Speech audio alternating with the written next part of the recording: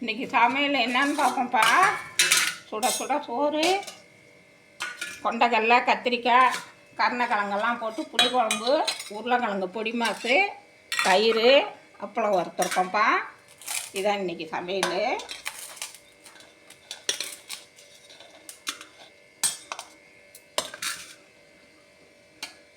கத்திரிக்காய், கருணக்கிழங்கு, கொண்டக்கடலை எல்லாம் போட்டு புளிக்குழம்புப்பா. உருளைக்கிழங்கு பொடி மாசுப்பா. இது நல்லா அருமையாக இருக்கும். இந்த குழம்புக்கும் இந்த தொட்டுக்கைக்கும் அவ்வளோ சூப்பராக இருக்கும். நீங்களும் இதே மாதிரி செஞ்சு சாப்பிட்டு பாருங்கள். அப்பளம் வறுத்துருக்கோம்ப்பா, தயிர் இருக்குது. எல்லோரும் சாப்பிட வாங்க.